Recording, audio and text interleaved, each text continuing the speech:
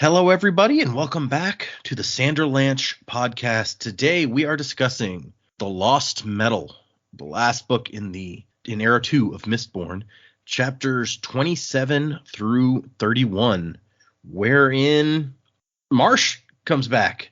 I was very tempted at the end of the last episode to be like, Dak's gonna like these upcoming chapters, but then that'd give it away too much. So we get to talk to Marsh and actually have a conversation more than previously.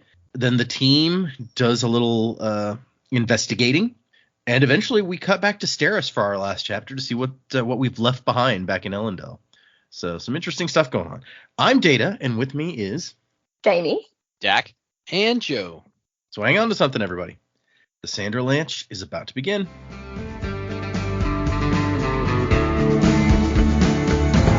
No man can truly outlast all the mistakes of his past. There's no haven here for me that's safe from my memories. But when your borrowed time is through, I'll be with you.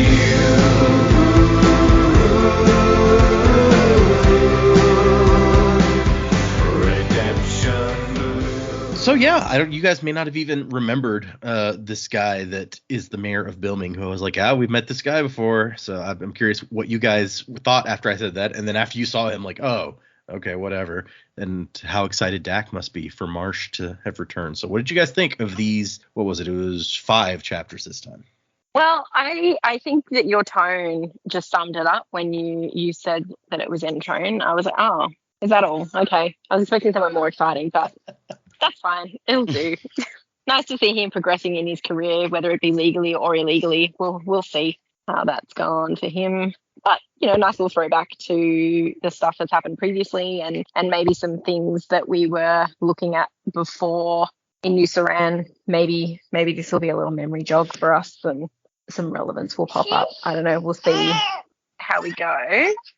Yes, I read these ones. As soon as I read Marsh was back, I was like, man, Dak's going to be so happy. Also, Dak read this a week ago. He's done it really well to keep this under wraps this whole time. So that was pretty cool. I really did like that we got to sit down and have a conversation with Marsh.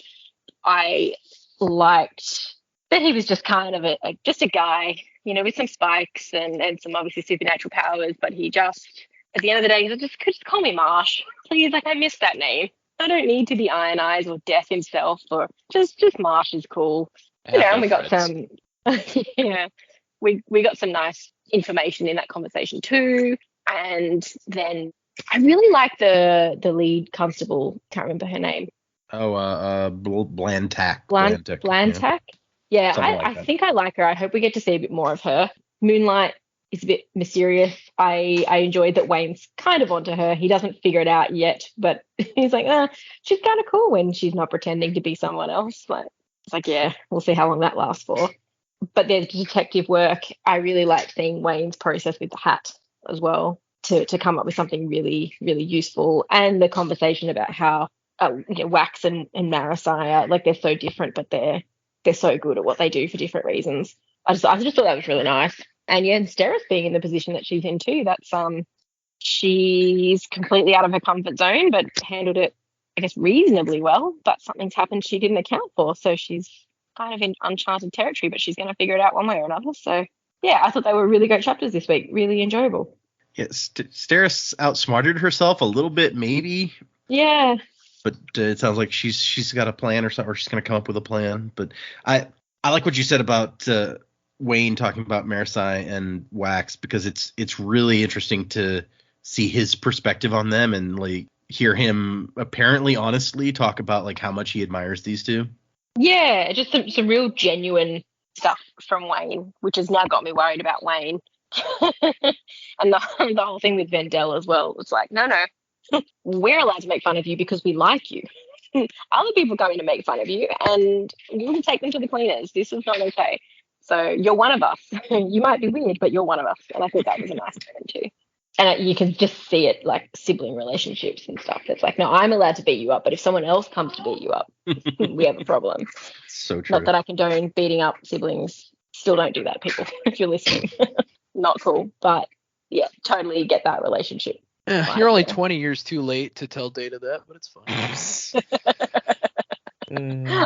And I'm sure Dax got that with his siblings too. Me, not so much with mine. It's yeah, you lucked out. Have that dynamic. Yeah, I'm the minority, I think. Yeah, no, I like these a lot. I was the same. It's like when it was Entron, I'm just like, who's this guy again? Oh, it's that dickhead from that party. Oh, okay. Also, it doesn't help that his manner of speaking really reminds me of a guy at work who I've been having serious problems with over the last 6 months. And so now when I picture Entron, I picture that guy. I'm like, man, fuck this guy. That's probably about how you're supposed to feel, so it's fine. I mean, yeah, but still, damn it. That was fun. Like, Marsh continues to remind us why he is just the absolute best. He puts on this whole act when he comes into the station, threatening threatening everyone who tries to stop him. And when he gets in the room, he's just like, man, I fucking hate doing that. And it's just like just the perfect picture of Marsh's life in general. It's like he's always had to do these things, and he's like, I understand why I have to do them, and I'm going to, but I will fucking complain about it every chance I get. Like, oh, I love this cranky bastard. So is that Moonlight? Yeah, I can't read her. I don't know what her game is at this point. Like, I feel like it's been all but confirmed that Kelsier is at the top of the chain, so woo, called that one. But Kelsier was always about having something else in his back pocket, and so he's probably trying to train his little gang to do the same. So I feel like, well, Moonlight, she's nominally on our side, but I feel like if she and Kelsier think that their cause will be advanced by stabbing our group in the back, they won't hesitate to do that. So a bit leery of this bunch. But yeah, like that was fun, and Steris' chapter was cool. Yeah, I think it would be hilarious if we just don't cut back to her for the rest of the book until the end. They get back to Ellendale and found out somehow she has just become governor. She's like, oh, the governor outsmarted me. Well, we'll have to do something about this. And then it's like, how the hell did you pull that off? The only plan I could come up with was to overthrow the governor, but it worked. So yeah, but yeah, no. So again, a whole lot of interesting setup to come through here. Crime scene investigation, a lot of fun. Cool to see what Wayne is good at, aside from just hitting people and impersonating people. So yeah, no, it's still a bit of setup. We've had our action beat. We're recovering from that. Now we need to try and put the threads out to move to our next big plot point. But still pretty cool. But yeah, definitely the Marsh thing was a highlight for me. Yeah, it's very different from how we saw him, like the one other time we've seen him in Arrow 2, where he's approaching Marasai in an alley and like being kind of cryptic. And this time it's just like, oh geez, I'm so tired. You guys. Well, it's the way he describes it. It's like Sazed has the Faceless Immortals and everything. He's got his network. Kelsier has his gang he set up, has his network. Marsh doesn't have anyone. Marsh is lonely. At least that's the impression I got from it. And it's just like, I'm just done. Like, he says Kelsier, and Sazed, the three remaining members, like these three legs of a tripod. And he sounds like he's just tired of having to deal with all their shit. Like, he's just doing his thing, trying to make up for his past mistakes. And he's like, I'm constantly having to play catch up on these other two. And like, that was never really what he wanted. Yeah. The tripod thing did get me wondering, though. It's like, I see Sazed as God, how he's a very important part of this world. And I see if Kelsier is the leader of this group and he's got like this whole protecting Scadrial thing going, maybe even in ways that Harmony wouldn't agree with, which is why Moonlight was like, we don't want to get we got to be careful about crossing Harmony and people who are too close to Harmony. So I get how that could be another leg of the tripod. I'm like, what are you doing, Marsh? Just like day to day that you're on that same level with these guys. Well, it seems like he's trying to be the one man band who goes around and just unfucks problems. Like he didn't like Sazed didn't want him to give the book to Marasai, but he did because he felt it was the right thing to do. He thought that was like how to help with this situation. He was already in the city, like looking for this guy who had gone missing, and decided, all right, I'm gonna that's how I'm gonna take part in this conflict. It seems like he's taken the weight of the world onto himself, and he is trying to like save the world, but he doesn't.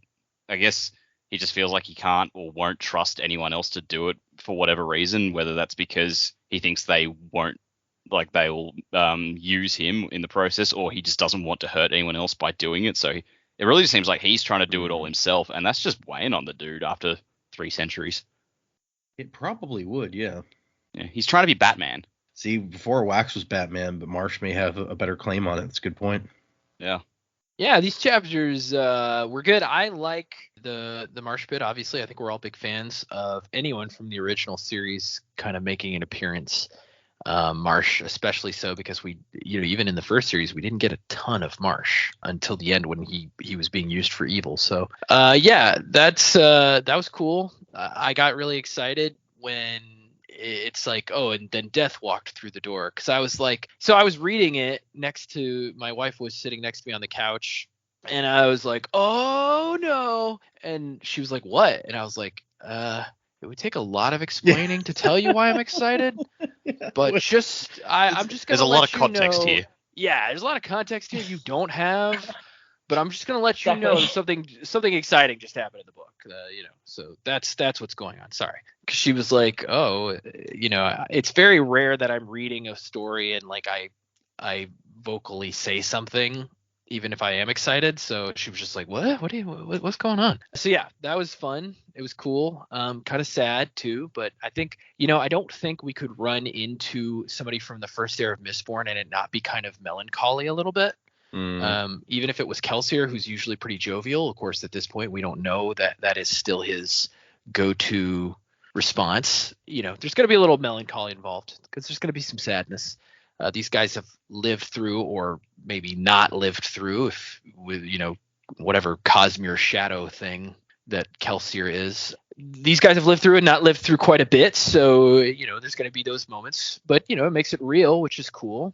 I loved, again, we got some delicious knowledge nuggets from Marsh, so him showing up was great just to get that, even to get some more insight. Their symbol being the Marigold flower, I don't think I would have ever put that together myself, so it was nice to have that spelled out for us, because I was like, I don't know what the heck this thing is. Even when you asked us, I was like, I have no idea. So that was good to get that kind of information about what that was. And as far as Moonlight goes, I want to like Moonlight a lot, but I don't know. This seems to me, the way she's written, she seems like one of Brandon's weaker characters, in my opinion. She almost seems like a badly written anime character, especially like the disguise version of her in these chapters specifically. I just get super like corny anime vibes from it. So not a big fan of how she's been written so far. That first chapter that she was in, loved it. So maybe it's just the disguise version of her that I'm not really into. But yeah, not a big fan of her in these chapters, mainly because of the disguise stuff, and also because she's like trying to basically be like, no, Marisai, we need your help. We don't need these other guys. I don't want them. You don't need to tell them what we're doing. Blah blah blah blah blah. Like, I'm not a big fan of that. So we'll see where that goes, I guess. But other than that, really enjoyed it. The Sarah stuff was kind of sad. We were traveling today and I hadn't finished that chapter, so I had my wife read that chapter to me while I was driving. And so, she having no context for this, I was like, this is probably a good chapter for you not to have context in, because it's kind of a standalone thing where it's talking about this lady in a Senate like floor trying to get stuff done. So like, you don't need a ton of context to understand the tension here. But yeah, no, it was good to kind of get a Steris perspective. We don't get those super often, but again, kind of sad because we found her a little bit unprepared for something, and that's not her usual MO. So kind of a bummer. But yeah, she thought she had a plan. Yeah, she thought she had a plan, and that was the first thing I thought of. Of course, I'm not Steris, I'm not the character. The first thing I thought of was like, well, yeah, if you propose this thing, you got to make sure you're in it, right? You know that, right? Like you're gonna tell them like you propose that you head up this committee, not just that you propose that it is a thing.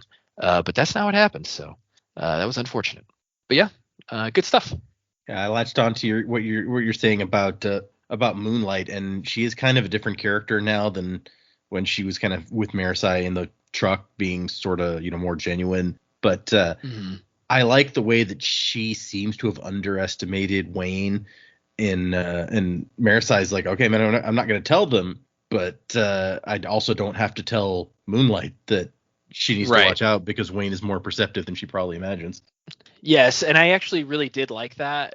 That was probably my favorite scene with Moonlight, where she's asking Wayne questions and he's like, no, this is how you figure this stuff out. And she's like, well, yeah, but you can't just make assumptions. He's like, I'm not making assumptions. This is how it is. And she kind of got to see Wayne work a little bit and realize, oh, this guy's actually like pretty intuitive and pretty intelligent and kind of has a skill that none of the others have. So that was a really cool moment. I think that was probably my favorite moment with her in these chapters.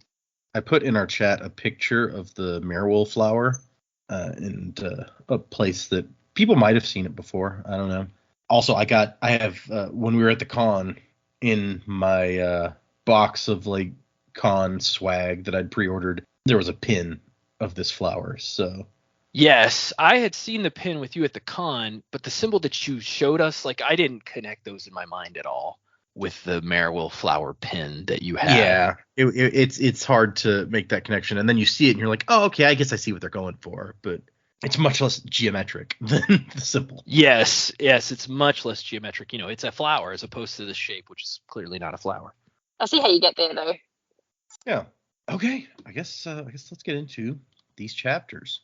I like that chapter 27 just starts with Wax side. It's like, the governor's here, or the mayor's here. Dang it. This is not going to be. And so, yes, the mayor. This asshole. The mayor is Lord Gave Entrone, who we met previously at the party in New Saran. The guy who like talked shit about Steris and nearly got hit. I think things almost did not go his way. Apparently, he came to town from New Saran 2 years ago and really jumped his way to being mayor, it seems like, in 2 years in the city.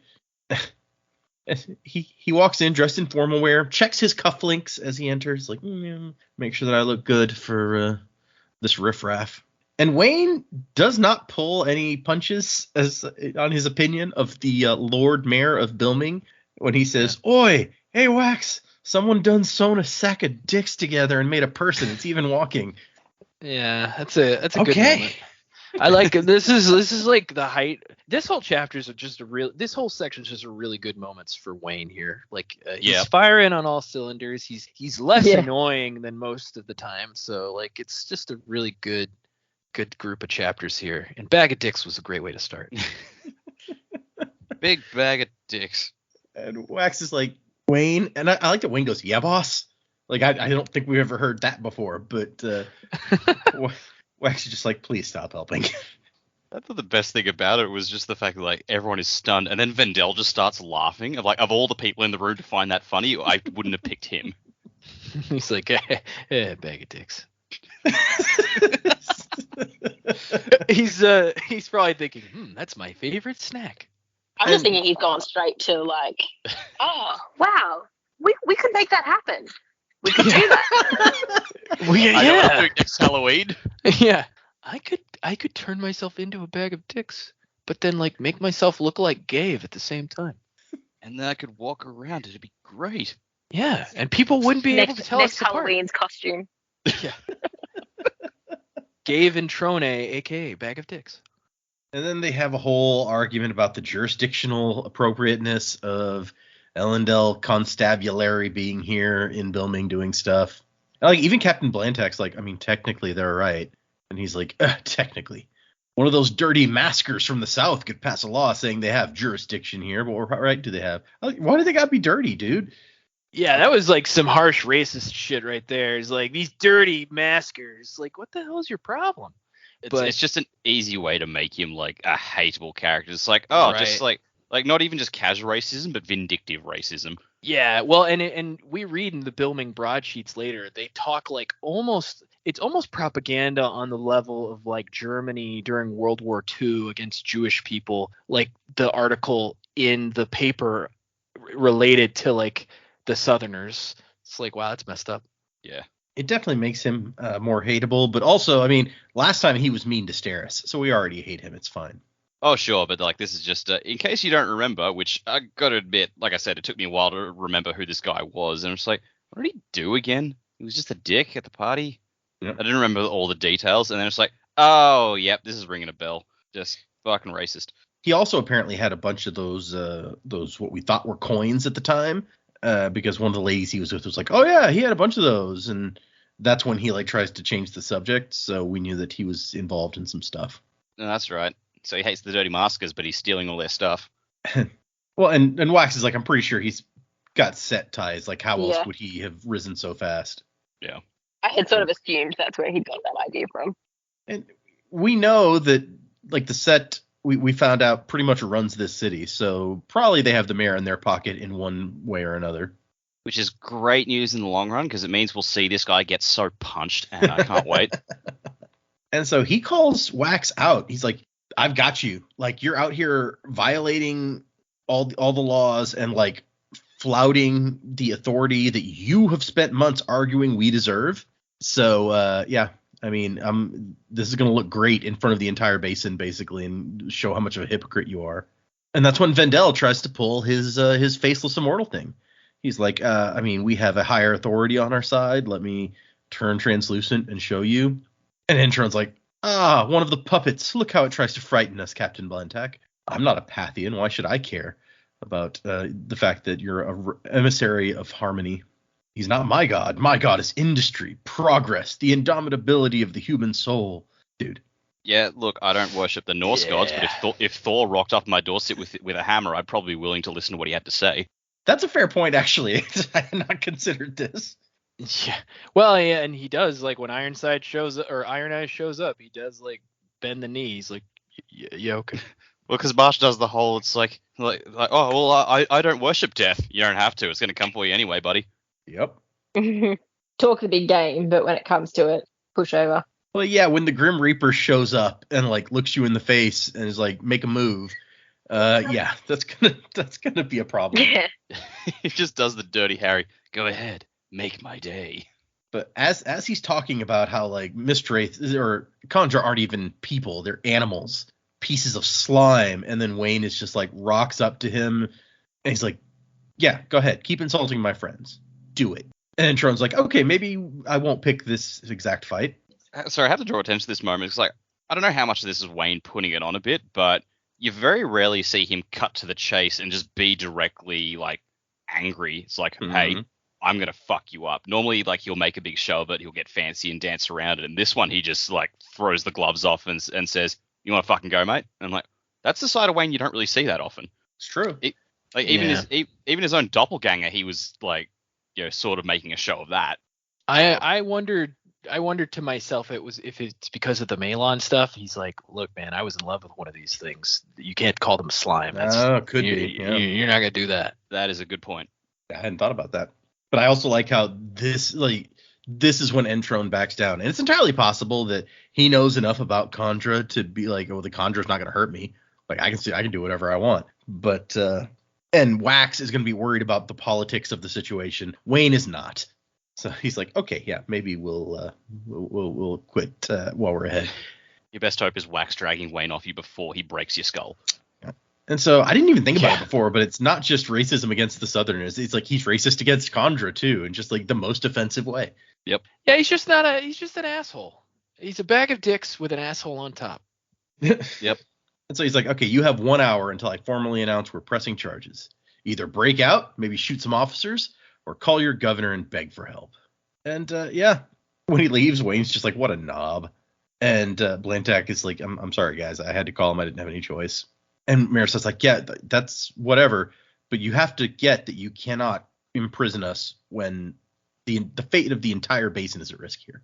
And she's like, I mean, I'll see what I can do, but this is really out of my hands. Next time, contact us before you run an operation in our city. Which I feel like that's fair. Their complaint that, like, Elendel lords supposed authority over them without actually having their permission to have that authority is, I think, completely fair.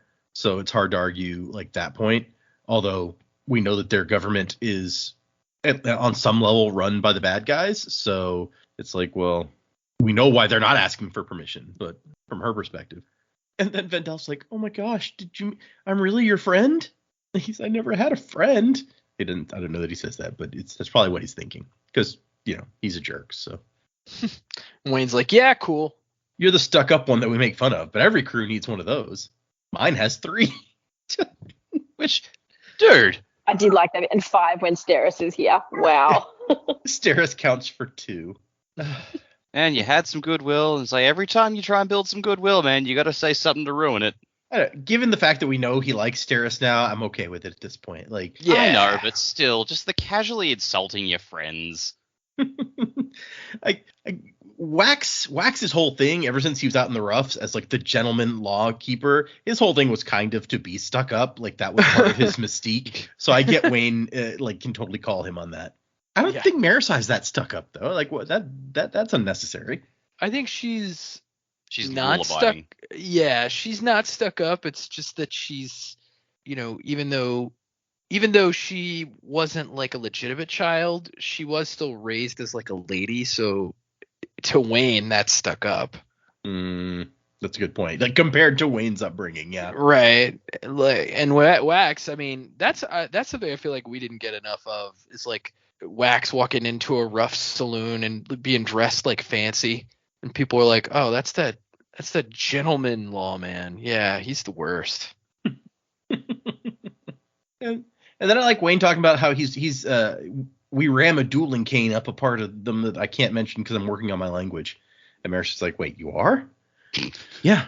Renette keeps saying I need to watch what I say because there might be children around, which is strange, don't you think? Because children are the ones who won't understand what I'm saying anyway. Maybe true, but as any parent very quickly discovers, it doesn't matter if they understand it; they will start repeating it. It's worse if they don't understand it, because then they'll just say it whenever they want. Sure. Yep. Well, I'm trying to convince it. You guys aren't doing a very good job of helping me out here. My son's not old enough to understand or repeat it, but my wife still doesn't want me to say bad stuff around him. Look, I'm terrible. Like you guys, like everyone who listens to this podcast has heard what a filthy mouth I have. I try to keep it under control to varying degrees of success. Kids. Bring the Shakespearean insults back, so that way, like people in modern day won't understand the word either. Do you bite your thumb at me, sir? But yeah, no. Romeo and Juliet's a terrible play. Just saying. Okay, sorry. And so yeah, Wax is just like, what am I gonna do? We're gonna have to figure out a way out of this, a way to get to the bomb. And he has his Trillium earring. And he's like, okay, I guess I'll try it out. I'm running out of options here. And that's when he puts it in and he starts to like hear Telson. And we're getting little bits of information. She says or is thinking, I'm not entirely clear, I need this to work. Our time runs thin. The backup delivery device is too obvious, too easy to stop. I need the primary working. And then she's like, wait, I sense something. Out with it. You fought my brother. I know that part already. Wait. And she's, Wax, is that you? You found yourself a Trillium earring. How clever. Or was it that god of yours? So that indicates like she focuses on him and starts talking to him as though he's the person who originally had the spike. So she can identify who the spikes belong to just by sensing them. Maybe. We know that she's supposed to be like, the avatar of autonomy or whatever on this world. So she's got some interesting abilities. I don't think it would be because Wax didn't fight that guy that he has the spike from. Right. Yeah. So if she thinks it's that guy, it's the dude that got away in the last chapter that she thinks it is. Because that's the only one that he's fought recently. I just assumed that because the spike came from the guy that Marisai killed in the sewers. Yeah. Right. I just assumed that she assumed that Wax had fought him. Could be. Yeah. There's no way that she would know who fought him. I guess. Because they've kept the guy's death on the down low. That was how they set up their sting. So she might think he's still alive. I guess. I mean, she doesn't just mention. She's just like, oh, so you got a Trillium earring, or was it that god of yours? So like, she doesn't seem to care, like where or think about where he got it from. It could have been Trillium from somewhere else, I suppose, depending on who knows how hard it is to find. I thought she was just talking to someone and then kind of sensed he was there. I didn't think that she got it from the specific spike. It just says that read that wrong. It just says that she focused on him and then says, "You fought my brother." I knew that, and then realized, oh wait, you didn't. Like, you're not that guy. You are my brother. Oh, that is not how when I read that, I read it as if she was in the room having a conversation with this guy and he's overhearing it, and then she's like, wait a second, and she's like, Wax, is that you? In the middle of this conversation, she got distracted by Wax and the earring. But you're right. That's kind of where I went. It could be that she thought this guy was trying to talk to her, And then Yeah. okay. Well, I read it the same way Dak did, but I did not put together that she thought it was the guy from the sewer, simply because she says you fought my brother. And I think at this point the reports would have come back about who killed who or whatever, but maybe not. Yeah. Well, Marisai was making it a point to keep very secret about what happened down there because of the sting that they were setting up. So right, that's true. But she's like, so you're in Bilming. Your arrival made a characteristic amount of noise. And he's like, what are you doing? And she's like, what needs to be done, as always. And he just realizes, like, what do I have to argue with? Like, she knows everything that I could say, and none of it is going to make the least bit of difference. So, and then she's needling him about, like, still pretending, still telling yourself that you're the hero. And she's like, look, I'm doing what needs to be done. If I don't do what I'm doing, everyone on the planet dies. I'm saving people. I'm the hero here. You're not. You're just a child. And Wax pulls the earring out and is like, well, at least I know that Harmony was telling the truth. And also that she's on a deadline and she's worried about something. And so then he's like, okay, Vendel, so you said something about help coming from Harmony? And Vendel says it's close, or rather I should say it's here. And the chapter ends, death had arrived. Yeah. Which, like, I feel like this is sort of undignified for the Grim Reaper. Just like he's going out doing his Batman stuff all over the city, and then then Sazed calls him and says, hey, I need you to spring my guys from jail. And Marsh is like, really? Fucking really? Well, he's running into kind of a dead end on his end anyway, so. Yes. Yeah. It's such a metal moment, though. It's just like, as soon as like death arrives, it's just like Plaintiff? Sure. And so then we get our broadsheet page with a couple of fun little articles. We get the entire letter to the editor about the person who's upset about the Sunni pups not being accurate. The historically egregious depictions of the Ascendant Warrior's companion as a terrorist wolfhound. Honestly, I'm still like, Tensoon, are you writing a letter because you're mad that they're not depicting you correctly? Is that what's happening here? Yeah, either that or it's another Khandra who's been like posing as a professor for years or something. Could be. I like the idea that Tensoon sends it and he's just using the name of a professor who's constantly just like, I didn't write this. What do you stop calling me? We have an editorial about banning Noseball, the game of death himself. I still want to know what it is. I know, right? I like need more information. Yeah. Why is it called Noseball? Why is it the game of death himself? Why do people find it annoying? You know, it's going to be huge later on. Like Wayne's idea about a league is going to just like snowball, and it's going to become huge. Oh, it's going to be a big thing in Era 3, probably. But also it's like the game of death. It's like I picture Marsh writing a letter and just going, "Death does not play games." Maybe it's like there's next week's letter to the editor.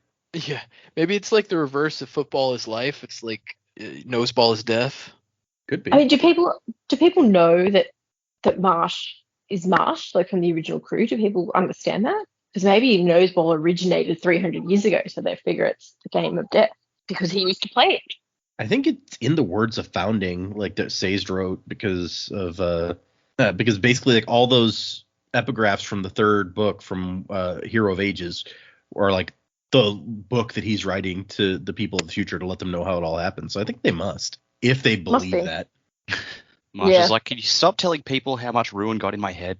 What else do we get in here? We got visit the Bands of Mourning temple site. Basin Bill tours.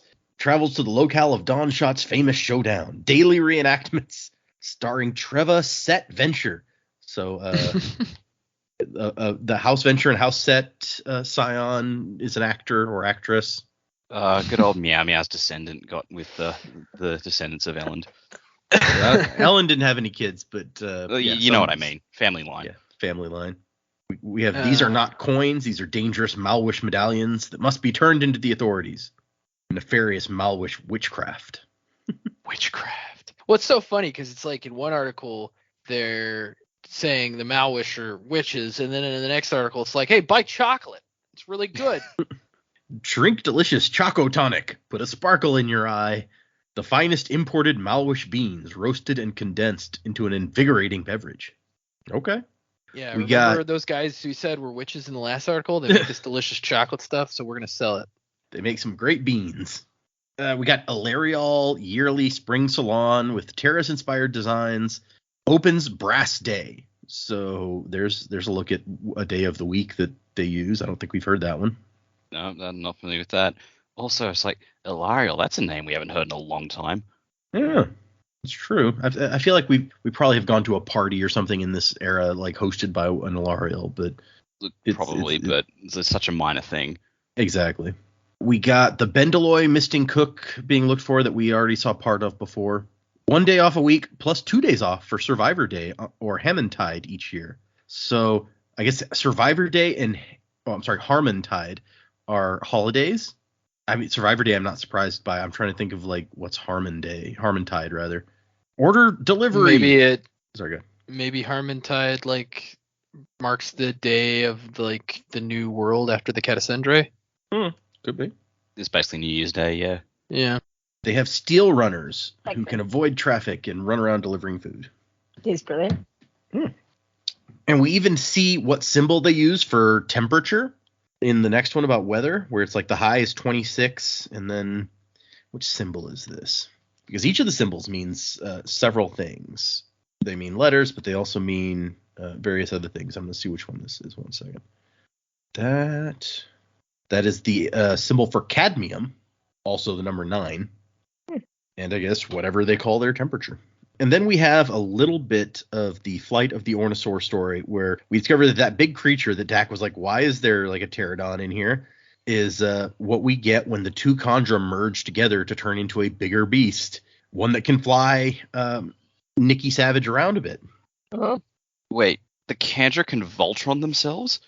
We saw the very beginning of that in the very first page of the broadsheet, because they're like, don't look at us, we're about to like combine together, just like that time that we impersonated Human the Colossus or whatever. Oh yeah, I've forgotten about that.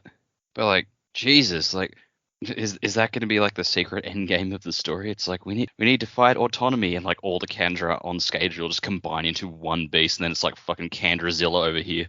That would be intimidating. That would be nuts.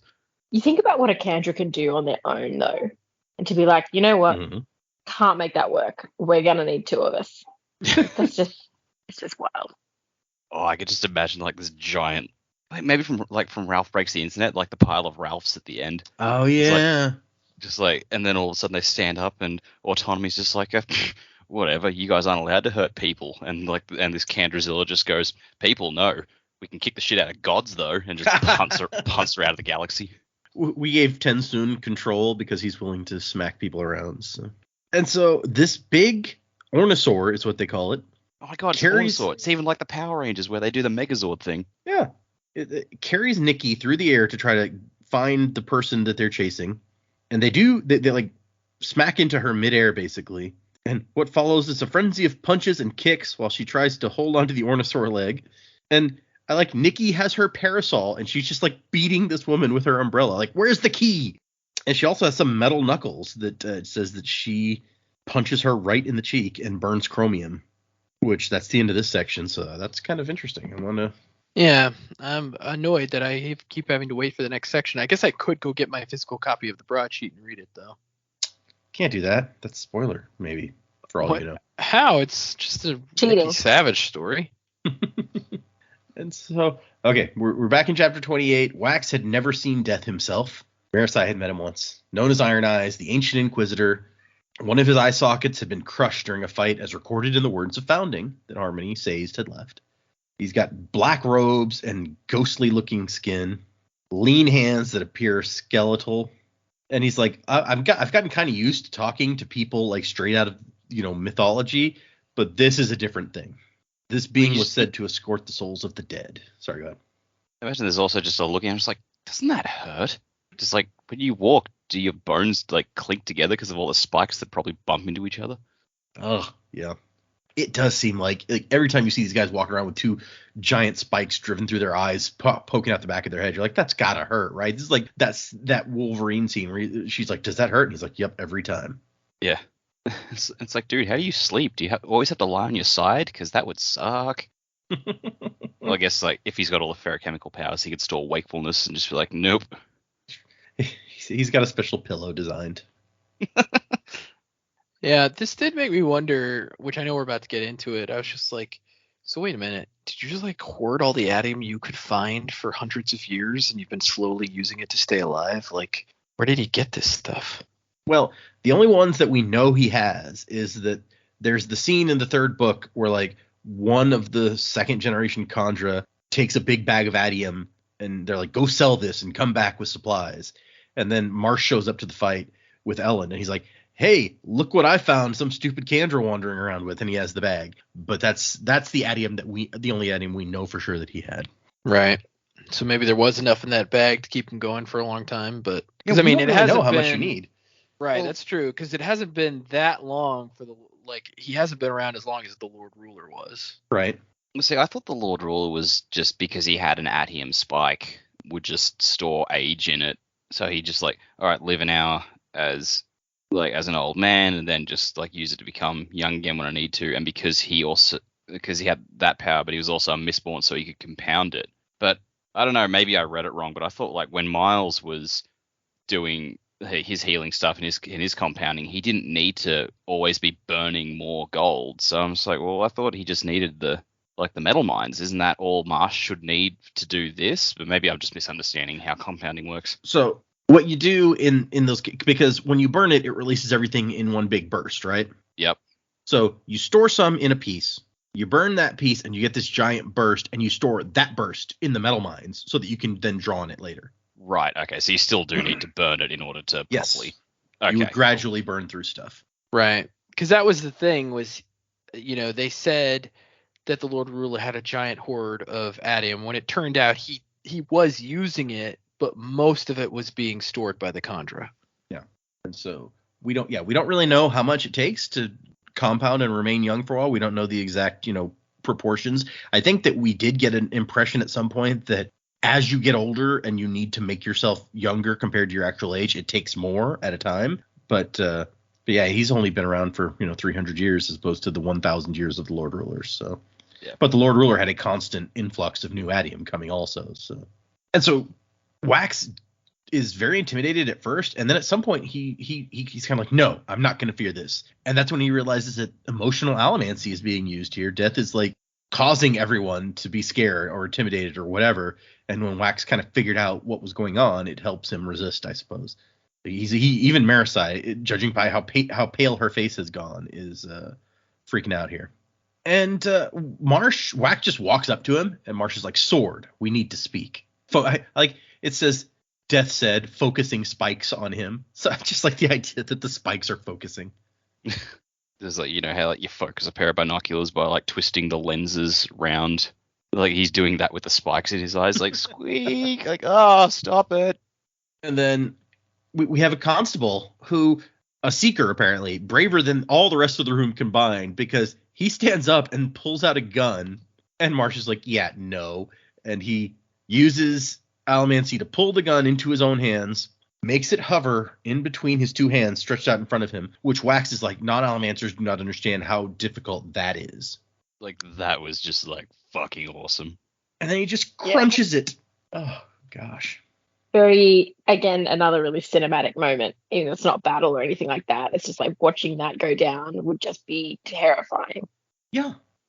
It's intimidating to regular people, but an allomancer like Wax knows just how freakishly skilled you'd have to be to do something like this. And so it's even more intimidating. Because I guess to regular people, any allomancer doing crazy magic stuff is probably intimidating, right? And so Wax is like, how would you even do that? I mean, you'd push on and pull on the other, but the power involved. And so yeah, then Entrone and Marsh kind of meet eyes in so much as Marsh has eyes.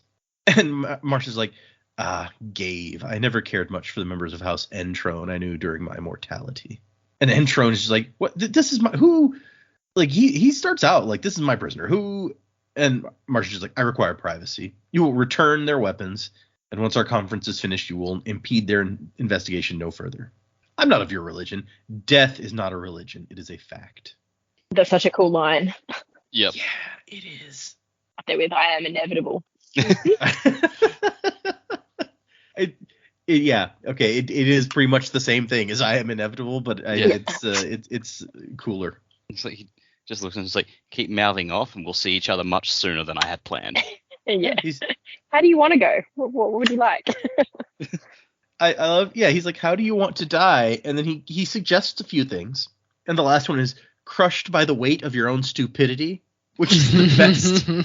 That's the best threat. Yeah, that's always the way to freak somebody out. It's like, how would you like to die? Oh, here, let me make some suggestions. We could do this, or we could do this, or we could do this. And in the end, he's just like, as you demand, Iron Eyes, it shall be done. And Wax thinks it appeared that he could indeed be superstitious without being religious. I don't know that that's actually it so much as I think that he's run into someone that he's actually scared of, where he's like, oh, this guy can and will kill me without giving a shit because he's 300 years old and he can do whatever he wants. So yeah. It's like he doesn't care about the politics here. He's not scared of the set. He's just gonna kill me. I can't do this. It's like, can you imagine? It's like, what are you gonna do? The political situation here ends like Death goes, what are you gonna do? Sue me? I want to see that lawsuit get into the court. Like, we couldn't find him to serve him, or we did find him and no one was willing to serve him. And so, yeah. Lord Death, I am here to give you this summons to court. No. Okay. Okay. All right. Can you at least, like, if somebody asks, can you tell them that I tried to serve you? Or No. And so him and Wax walk back into that room where everyone is, and he's like, Wayne, watch the door, please. Make sure we're not observed or listened to. So yeah, Death knows Wayne. And Wayne's just like, sure. They're all just standing out there, except the few that have fainted. Neat. And then he's like, that accent of yours, real old. Really? I kind of actually got it right. And that's Wayne's main concern. Nailed it. It's like, man, you're lucky Marsh is tired right now, because he's probably just going, wait, you pretended to be me? Dude. I think he wouldn't already know. Yeah. when he met up with Kelsier and Saze for like the usual round table, like Saze just goes, oh, by the way, you wouldn't guess what one of my guys did. And Marsh is like, oh, for God's sake. Saze is like, this is a great story. You're going to laugh. Like, you got to hear this. Kelsier is at the other side of the table pissing himself laughing. Then Saze is like, and you know what the funniest part was? He did kind of sound like you. It was great. So Marsh just drops into a chair, and it says he seemed to age suddenly. Wrinkles coming in, jowls sagging. He's like, oh, geez, Lord Ruler, that was a performance, wasn't it? To think I was the reasonable one in the crew. And Marsh is like, are you okay? And he's like, no, I'm running low on adium. Age finally emerges from the shadows. I was here in Bilming seeking answers. They tried to recreate the metal, and I thought maybe. And she's like, so you mean if you run out, you're gonna die? He's like, yeah. I was going to let it happen. I've lived so much, far longer than my due. If he's got an adium spike, could he like chisel some off the end of it and swallow that? I have considered this same question, and I'm curious about it as well. Trell wants to own this planet, so your time dwindles, as does mine. See, and here's the thing. When I was reading these chapters for the first time and doing my records, I think I may have ended on like Death walking into the room or Death walking into the station or whatever. Either that or I stopped there for a while to discuss the ramifications of this. But my thing was, this is awesome because we've been wanting to see Marsh. We need some help here. But at the same time, like, how do you bring Marsh into the book to help, to go all in, basically, and not have him overshadow, like, Wax and Wayne? Because he's a Mistborn, essentially. And beyond that, really, because he's got some ferochemical powers, too. So it's like, nobody else is going to be able to keep up with him. And so when you then get into this part where he's like, yeah, I'm tired. I really can't do much because I'm almost out of him. I was like, okay, this is the way that you do that. Okay, that makes sense. It's kind of like bringing the cast from Last Airbender into Legend of Korra. It's like they're old. Like they're getting on. Sure, they're still powerful, but they can't beat asses like they used to. I mean, Toph was still extremely powerful, and she's just like, well, beating the shit out of people was Toph's whole deal. So yeah. But like her thing is that she doesn't really care anymore at that point until like her family is directly involved, and then she kind of gets into it. But she like Korra goes to her for help, and she's like, yeah, whatever. I've lived too long to care. I feel like Katara should have been more involved, but whatever. Anyway, just that's a rabbit hole. Yeah. Legend of Korra. And so Marsh is like, I think that my display, maybe it'll convince them to leave you alone. I think that's going to be all I can offer, probably. And so he had heard that someone was trying to split harmonium, and one of those two metals will be useful to him, despite the fact that the lerasium is the more dangerous of the two. And Marsh says, like, do you know what happens when someone tries to split it? And he shakes his head and waxes. A big explosion. It's what we're trying to stop. And so Marsh has one lead. A man named Tobal Copper had some sort of legal disturbance that mentioned splitting harmonium before he disappeared. And so Marsh came here looking for him. Great name, by the way. It is. I wondered how you end up with the last name Copper, given, you know, how significant metal is in the society. Like, did somebody born in your family line that was like a smoker, and he's like, you know what, I think I'm going to make my last name Copper.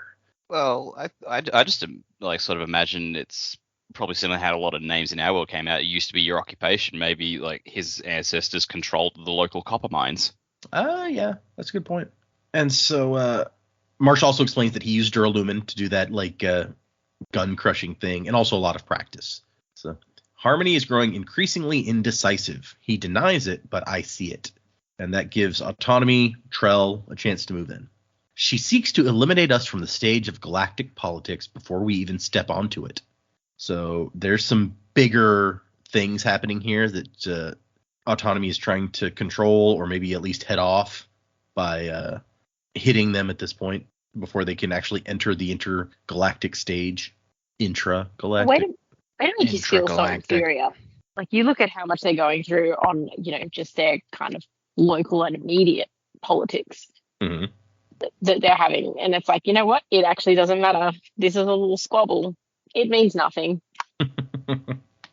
But the most interesting part of this to me is when he talks about the set and hemalurgy, and he says, I do not believe they've learned the secret to compounding via hemalurgy.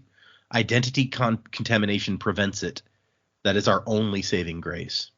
So he's saying that they cannot create a compounder through hemalurgy. So they can't give someone Lord Ruler powers via hemalurgy because of identity contamination.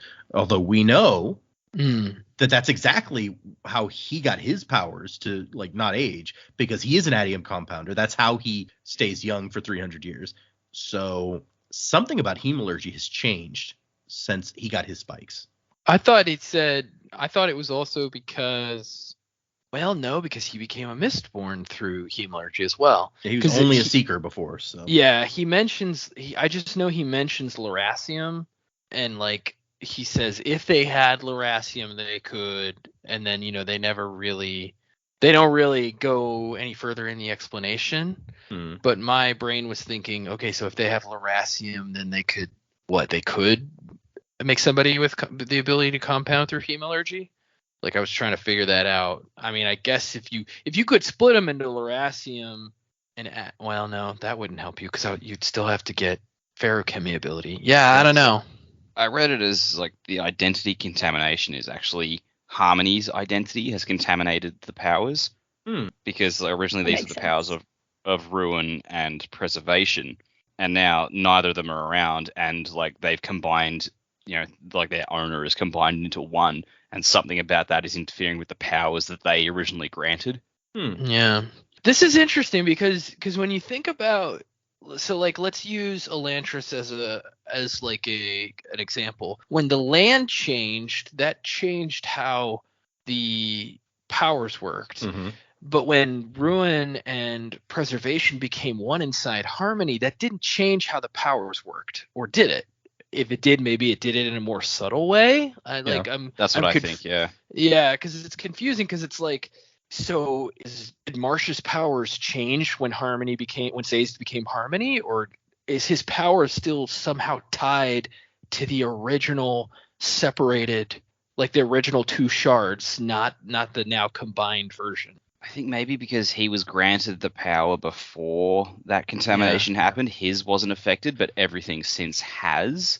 Which is not how it worked on Elantris, because it was very much. That doesn't match up with Elantris, but who knows? It might be different for different planets. It's just we just don't know enough. Well, there's also a conscious mind controlling all of this on Scadrial, because, you know, and it may be partly that, like, when he gets these powers, Sazed already has an idea of how allomancy and hemalurgy and ferrochemy, like he understands how these magics work, and the fact that like how he thinks about them may affect how his powers affect them. Yeah, that's true. But on Cell, the minds behind the power are long dead. We're gone. And it's just because I guess that's true. They could have, the minds in Elantris, if they were still around, they could have maybe changed the way the power worked once the land shifted.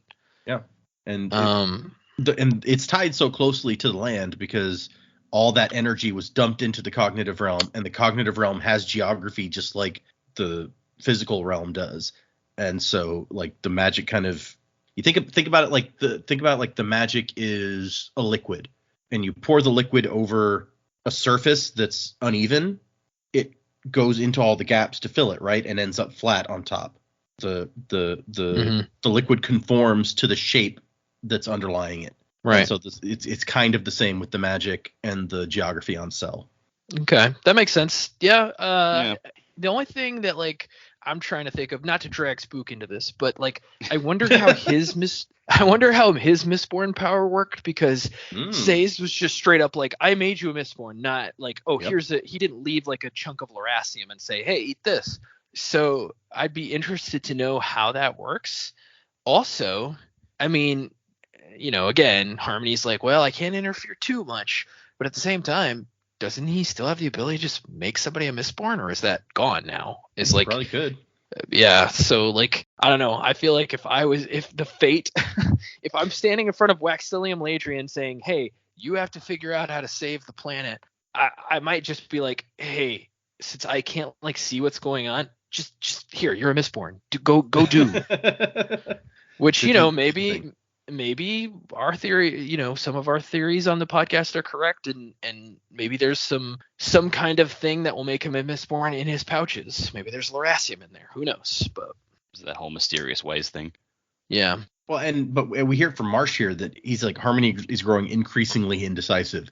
So that might be part of it. Is like he can't even bring himself to make that big a decision at this point. Yeah. I mean, if I've tasked somebody with the fate of my planet, even if I'm a super indecisive person, if I know the odds are against that person, I would just give them whatever they needed to get it done. And so we got Maris like, we'll stop it, Marsh, I promise. And then Maris says like, oh, by the way, have you seen this symbol before? The one that the Conjurer refused to explain to us. And this is when Wax is like, I've totally seen this. Like, oh yeah, the Field of Rebirth. It looks like a Marewill flower. And Marsh says, that's my brother's symbol. He does what he thinks is best, as has always been the case. He's not the best at self-reflection, but he does want to protect Scadrial. I think it's cute that if Kelsey is starting an organization, he creates a symbol based on the flower that's named after his dead wife, which I assume is the same flower that like she had the picture of all those years or whatever. Yeah, I assume it probably is. So that's kind of cute. And Wax is like, oh my gosh, so the survivor, is he still alive? And Marsh is like, I mean, I guess that depends on your definition of alive. And this is when Wayne's like, wait, he's a ghost? Yeah. No, but sort of. I love this. Marsh is like, I guess kind of. Yeah. And Wayne is deeply affected by this. He's like, wait. As they're leaving now, and Vendel's going to stay behind with Marsh. He's like, did you guys know the ghosts were real? And Maris says like, I mean, does it matter? Does it matter if ghosts are real? I think it matters, Marisai. I think Rusting does. And Marsh is like, I'm told it's better to refer to them as cognitive shadows. He's like, they prefer a different nomenclature. Ghosts is a hateful term. Wayne's just like, it's unfair to grouse at a man for getting discombobulated by definitive proof of an afterlife. Dark gods, death himself dying, rusting ghosts. Go ahead. I've had my problems with Wayne. I am 100% on board with this. It's like you just casually drop on this man. It's like, yes, you will. Like, there is a life after death. And he's like, whoa, entire worldview shattered. Yeah. Wayne's like the everyman in this situation. It's like, wait, you're not even going to let me pause and say, hey, this is weird. You're just like, no, let's move on. We got a world to save. Like, come on, give me a second here. And the last line of his is I feel directed straight at Dak, where he's like, I don't want to see anyone complaining when I've traded for someone's favorite shoes or whatnot. Hear me? Oh, I'm gonna. It's like, look, man, there's much bigger fish to fry than if I traded a rat tail for a bun. And so they're just gonna leave. And Captain Blantac shows up And she's like, look, he's going to send people after you. I know him. He's going to decide that you tricked him or something, and he's going to send people to arrest you. But maybe I can do something for you. If you will take one of our people with you, then I can pretend that you're working with us, and he won't have an excuse to do that. And Wax is like, no, I'm not taking one of your people. And she's like, look, this is how I can help you. Like, and besides, this is my town, and you guys, if she knows anything about Wax, what do you call it? Collateral damage is not his primary concern. Yeah, stuff do tend to blow up around Wax. It's true. Especially windows. He hates those. Yeah, I love that. I still think. Motto. And so the person that Blantek wants to send with them is it's a slender woman with big spectacles carrying like three giant books at the same time. And it is also Moonlight. Yeah, this very description is like anime character written all over it. It totally. Yeah, you're right. Yep. Her name is Kim. And she's like, oh, Blantek's like, she says she knows you? And Maris is like, yeah, we totally worked together on a thing one time. And she's thinking, like, I mean, Marsh said that the people with this tattoo would probably be on our side because we're trying to protect Skadriel, and apparently that's their deal, so. And Moonlight's like, I promise to be of use and not get in your way, except maybe by accident. And Marisai's like, I think we should bring her. And Wax trusts Marisai to the point that that's all he needs to hear. He's like, okay, you're on the team then, let's go. And it's this just reminds me, like, so she's apparently on the payroll of the Bilming Constabulary, and she also managed to slip in and pretend to be like an Ellendale constable. And so for all we know, she's like technically on the list as working for them also. She's collecting 2 paychecks. Yeah. The whole thing ends with like Kelsey saying, "Good job, Kim, but now you need to go back to Skadriel. Something about fraud." But it reminds me of, I don't know if any of our listeners, I don't think any of you probably, but there's a webcomic that I love called Girl Genius. And there is a character in there who, in the end, turns out you figure out he's like a spy or something. But as you progress, you realize that he's somehow gotten himself into like every military. And so like they go to a new place and he just pops up like dressed in the uniform of like whatever the local military is. And they're like, is that a disguise or something? And it turns out that no, he's actually enlisted and has been for years somehow in this military also. And so I'm just like, that's bizarre. And this totally reminds me of that. So yes, Kim is a researcher. And so she's like, oh yeah, we can go find information on this Tobal Copper guy in the records office. I'll show you. And so they're waiting for, they're at the records office. They're waiting for people to come in with the information they've requested. And Marisai says she's going to go send a quick message to Alec just to let her boyfriend know that, hey, if you read about some Ellendale constables dying, I wasn't one of them. Don't worry. Which that's a very considerate thing. Thank you, Marisai. And Moonlight's out here like, oh, good. I was hoping you'd take my cue and slip out. And Marisai's like, that's not what I was doing, but whatever. And so they have a discussion where she's basically like, look, you cannot tell those other two. You cannot tell Wax and Wayne who I am. Or I'm going to help you. I've gotten orders that I'm allowed to help you out here. But my price is that you can't tell them the truth. My mentor is worried about their connections to Harmony. And then she also tries to kind of like nudge her a little bit by like, hey, doesn't it excite you to know stuff that like Wax doesn't? No. Yeah, Marisai's like, no, I don't need to keep secrets from other people to feel special. And Moonlight's like, I believe you. That's weird. Okay. In the end, I think her best argument is like, look, Waxilium trusts you and he will understand why you couldn't. When you explain to him why you couldn't tell him later on, he'll get it. And eventually Marisai decides that, yes, this person's help is probably worth having, so fine. But as soon as they come in and Moonlight's acting all, one way, and she sees Wayne pretending to nap, but secretly like watching Moonlight, and Marisai's like, don't overdo the act. He's going to catch you. So Tobal Copper was a 53-year-old chemist specializing in rubber and working for Basin Tires, making, tires. Lost a job 5 years ago for erratic behavior. Let's see. He was banging on doors in his apartment complex yelling, they've almost split Harmonium, and when they do, it's going to destroy us all. Which we're like, oh, yeah, no, that's not erratic behavior. That is like 100% accurate, right? Sounds like someone not wanting anyone to know they were trying to split Harmonium. Yeah. Also, there's a report of like apparently for 2 years now, like food shipments have been vanishing. And they're like, why would the criminal underworld be so interested in canned beans? Whereas Marisi is immediately like, aha, somebody is building shelters against like a cataclysm. Mm-hmm. And, or rather, she's reading his claims on a piece of paper that someone is doing that. They fired me because I got too close to the truth. You have to listen. They're splitting harmonium, and once they do, they'll make bombs to turn us into turtles. I love how she's like, yeah, that part didn't make as much sense, but everything else checks out. But it's only a little far-fetched, not completely, but just a little. Yeah, I mean, he could have been like, oh, they're gonna turn us into volcanoes. That would have been more interesting, I think. He had his reasons for choosing turtles over any other kind of animal, so. Yeah, I just like I love the thing here where you're like, you get, even before the turtles, you get why to the average person in this city this guy sounds nuts, but we're like, we've got extra information, so we know that actually he's right on target. And then you get to that last line and you're like, oh, okay, maybe he's a little bit nuts. Maybe he was a little bit nuts. Yeah. You can still be nuts and right. Yes, you're absolutely correct. It just makes it harder to notice that you're right. Yeah, like that Mel Gibson movie, Conspiracy Theory. That's true. Yeah, that's a good example, actually. It's Patrick Stewart is the bad guy. It's excellent. He's always a good bad guy. I'll add it to the list.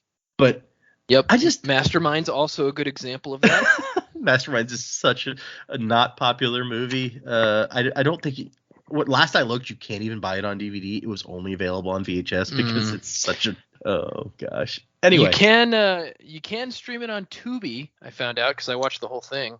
Oh my gosh, now I got to go and watch that on Tubi. It's just like one of those free streaming TV services. So it has ads, but it's free. You don't have to pay for it. Okay, I'm gonna find this now because it's been forever since I watched that movie. I couldn't sleep the other night. I say it was Tubi. It might have been Freevee. It's either Tubi or Freevee. Okay. But for anyone not familiar with Masterminds, starring Patrick Stewart as the bad guy, it is Die Hard in a school, and it's really it's not a great movie, but I love it. Yeah, it's good. I like it. I think it was set in like 97 or something because it was like the year Scream 2 came out. Yeah, 1997. Yep. And then also it's not the Masterminds with Zach Galifianakis, so don't watch that and be confused because that's a different movie. But yeah, it's good.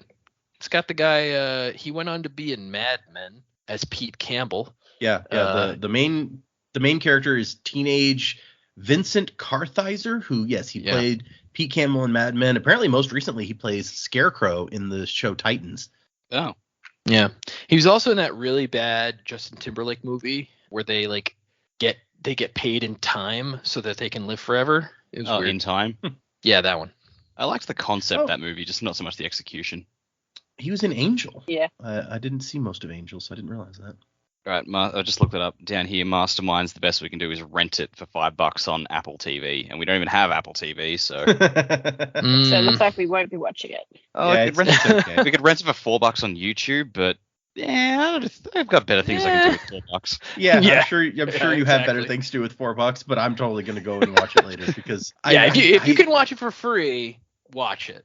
I had that on VHS as a kid, and I loved it despite how ridiculous it was. Oh, possibly so good. Possibly in large part because of Patrick Stewart. He's fantastic. Yeah, he's so good. He's putting on a clinic in this movie is what I'm trying to tell you. He's the best actor in the film. But I assume that to get back to the book, when he says turn us into turtles, that it's like a metaphor for like, you have to live underground in these fallout shelters or whatever. But maybe he was just nuts. I mean, either way. I think it's more fun if he was literal. It's like, nah, there's some creepy science in this thing. It's gonna turn us into turtles. Weird science. Actual turtles. Yeah, or maybe there's like a TMNT crossover, and he's like, the fallout from this is gonna turn us into walking, talking turtles. And then you have to remember that what the seal of Bilming is like the big tortoise or whatever on a shield. Oh. So there's some weird through line here. Well, tortoises are largely land animals, and turtles are sea creatures. So there's got to be a No, this is it, guys. I got it. Autonomy is actually a giant space turtle. Discworld. Okay. Mm-hmm. And so they end this chapter by hey, Kim, do you know where this apartment address is? And so they're going to go check out Copper's apartment. They get there. They get in without much of a problem. And then Wax asks if anyone else has been in here. And the manager says no. And Wax is like, so he disappeared 2 weeks ago and no one has come looking. No constables, no family, no nothing. Okay. And Marissai, after the manager leaves, like, so they grabbed him or killed him and then left his apartment alone and visibly pristine? Trap. So he's going to use allomancy to like try to find traps, which they do. 3 tripwires and a pressure plate. Oh, come on. How do you know it was a trap? Maybe she just really wants to see you. Did you see the part where we fought? No. Trap. My favorite is the deleted scene version of that, where he just screams trap. Serenity, also a great movie. That one you should watch. So yeah, they're gonna, now that they found the traps, they're gonna search the apartment. Wax is like, be careful, might have missed some. And then says, Kim, would you encourage anyone in the neighboring apartments to leave for the next hour or so? Which I do like that idea, where it's like, let's go ahead and just, in case, get the neighbors out so they don't die accidentally. Probs don't want to blow up the neighbors. What are you going to do if like a cop shows up at your house and is like, hey, we'd really like it if you could vacate for an hour or so just because there's a risk of explosion? Do you have insureds? No. Get the hell out.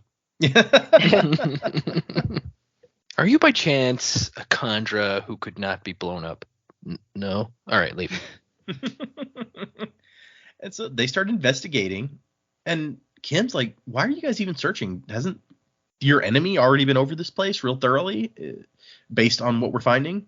And Wayne's like, yeah, I mean, I can even prove it. Like, look at these little drill holes. That's what you do when you want to make extra sure there's not a secret compartment, but you want to leave everything in one piece. And he says it's like a fight, a dance. Like, they set the traps in case someone dangerous gets wind of it, but that means that they're worried that there's something we might find. And this is when he points to Wax and Marissai and talks about how Wax doesn't have schooling to be a police officer. Like, he had a different kind of schooling. He was a rich person who went to fancy schools, but also like Terrace scholars because he was part Terrace. Marissai, on the other hand, has studied how to do this her whole life. So between them, but they're both amazing law keepers. Like, Wax is all instinct and Marissai is all knowledge. You put these two together and it's like, you can't beat this, basically. But leaves out what is going to be his contribution, which proves to be integral here. Sorry. And when she asks, she's like, what do you bring to the team? And he goes, comic relief, a little whimsy, improvisation, vision. You have a broad imagination? There are broads in my imagination almost all the time. I love those are my 2 favorite parts, where he's like, vision, and then she's like, and then the broads line. Those are great, both of them.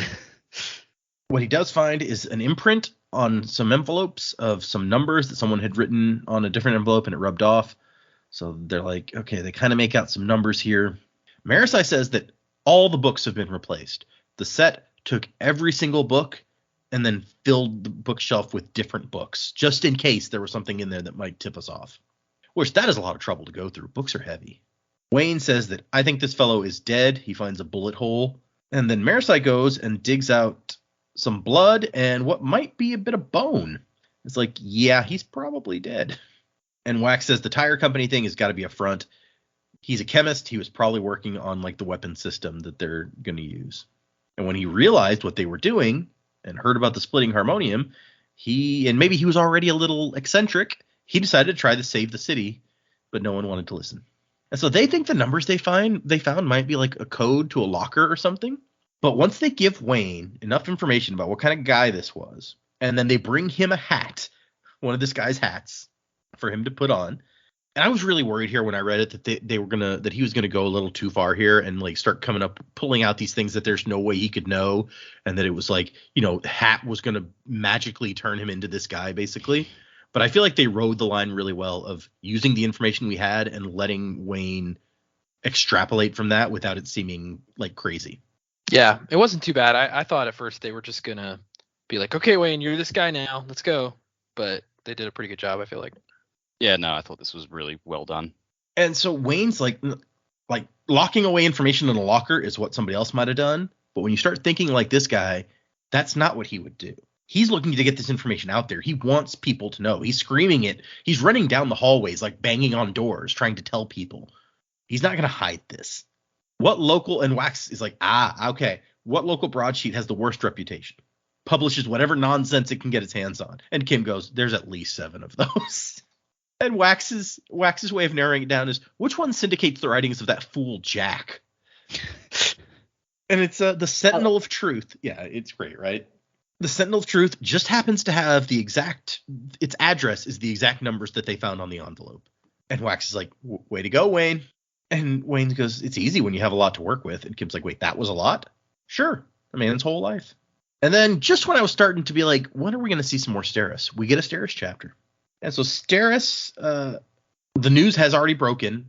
Constable's dead. Botched Ellendale operation. Secret Ellendale constable force undermines local police. So yeah, things are spinning out of control. And there's the most ridiculous exchange I feel like ever, where Adawathwin, the lieutenant governor, calls her out and is like, explain this. Acting senator of House Ladrian. And Steris is like, yes. This operation was fully improved by the constables general under the authority of the governor himself. Everything that was done was not only legal and documented, but fully approved. And the governor's like, sometimes it doesn't matter if there's permissions and documents. An act can still be improper. And that Steris is like, what? How dare he? Yeah, it's like, dude, you're the one who gave us permission to do it. What are you talking about? It like goes against the very core of her that after everything is written down, I's dotted, T's crossed, everything's signed off on, that you can then be like, yeah, that's still not enough. Yeah. Well, it's also BS too, because it's like they're exerting the exact kind of control that the governor said they should be exerting. And it's like, oh, but it looks bad on us, so that's messed up. You can't do that. Yep, gonna throw you under the bus. But then she has her plan where she's like, there's actually more information here. There's a much bigger issue here. This is an emergency. It's not just a simple constable operation. There's a big thing happening here. I move that a select council be formed to deal with the emergency. A governor's select council is a small commission, we're explained, that usually gets put together to handle small scale matters like traffic needs. And she was shocked that it had never been used for an emergency before now, because, yeah, I mean, a small group is going to make a decision about what to do in an emergency a lot faster than the entire Senate trying to vote, right? So, and the governor's like, it's from the historical document Shin Godzilla. Now that's a great movie. And the governor's just like, wait, we can do that? He's like, wait, that's allowed? It's like, oh, God. And then they have a quick talk and eventually have to call a legal clerk over to be like, is this in the rules? And so eventually the governor's just like, this is an excellent idea. Motion to vote on creating a select council. And he gives a pointed look to some senators in the room, including a Set, who are among the most powerful faction leaders right now. And his look says, if you vote for this, if you put your influence in here, then you'll get on this council. So you'll get a very powerful voice in this thing. And so it passes. The council has 24 hours to deal with the crisis. And he picks his council, because it's a governor's select council is what it's called. He gets to pick who's on it. And once he picks everyone, Steris realizes that she did not get called. And so she's like, wait, this is not. Yeah, whoops, exactly. And she's like, was there an implication that I was supposed to be there, or am I just being left out? And so she's going to follow them. And this is when the Malwish ambassador, the new guy, steps in. And he's like, hey, I'd like to observe this.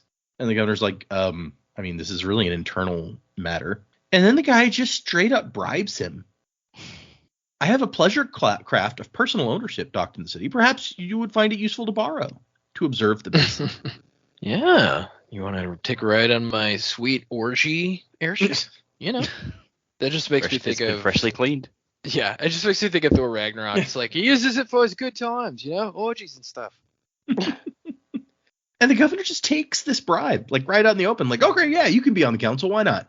Which there's two things here that stand out to me. One, what does the Malwish guy want here? Like, this can't be just a whim that he's going to come up and bribe the governor in public. There's a reason that he wants to be on this council. And I feel like people should be worried about that. Well, we know that he's got it in for Wax So if this council is going to be reacting to the situation that they're saying Wax created, he's going to want to be in on that. Okay, yeah, I mean, that might be it. I don't know that we saw him talk to Wax. I don't know that it was that personal that he's like, I don't have it in for this guy, but he definitely views him as an opponent. He took the bands and they wanted him. It's true. I mean, he doesn't have them, but yeah, he did take them. It's true. But if he's already in there and observing matters as it is, wouldn't you want to get in and observe every part of it? It's like, oh, this is general counsel. Wonder what that looks like. All right, let's go have a look. Maybe something will come up abuse, maybe it won't. And I mean, the Malwish are really not happy with the Basin in general, and particularly Ellendale. So if there's any hint of civil war, which there absolutely is, you'd want to jump on and embrace that as well. It's true. Find your weak spots. Yeah, that would be a really good reason to be there, is if you think they're going to show some sort of weakness you can exploit. That's a good thought. But that leads to my other question of, is the governor that dumb that he's just like, yeah, why not? Come on in. Or yes, does he have his own like agenda with letting this guy in? No, I mean, he could have an agenda. Yeah, I mean, his lieutenant governor or vice governor literally face palms. Like it's very clear that this guy's an idiot. She'd have to work hard to spin that exchange. Okay. And so, yeah, she tries to get in. And apparently Adawathwin has been receiving the letter, or at least a letter that she sent about this bomb, and didn't even bother to show the governor. Your house has a history of inflating problems. Doesn't mean you hide a bomb threat. It's ridiculous. Yeah. Yeah.